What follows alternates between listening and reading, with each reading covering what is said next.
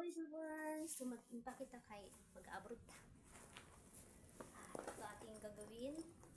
Ito ating bag. Gawin natin.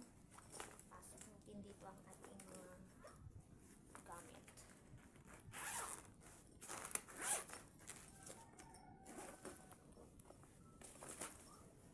So, huwag natin kalimutan ang ating tuwalya para gagamitin tayo sa ligo. So, 3 araw kami doon. Kaya, budget ang mga damit. 3 pants with pantulog. Dayun. 4 na blouse. Iba kapawisan ba? May pang tayo pampalit. Pang basta yun. Baka malamig. Dala tayong jacket. Spray pajama. 2 pajama. Hindi nalako. Extra lang yung iba.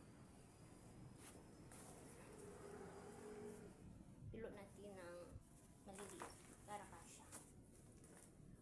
Siyempre underwear, ganyan lang kay para hindi bungkag. May face mask. Baka hindi tayo.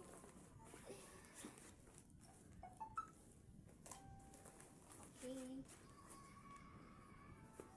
Magdala tayo nito. Malong ang tawag. Notebook para sa mga lectures. Panyo. Pampunas ng pawis. Siyempre mga pulbos, pahumot, mga pambabaing gamit. Siyempre may balon tayo.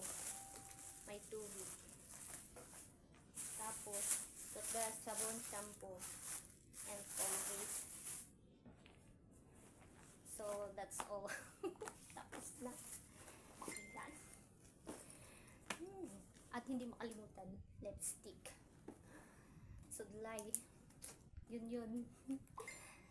Ang mga dadalhin. Ano pa? Siyempre, wallet. Saan ang wallet ko? Ay, nawawala. Nawawala ang wallet. Ay, wallet. Kailangan may wallet tayo. May haplas pa ako dito.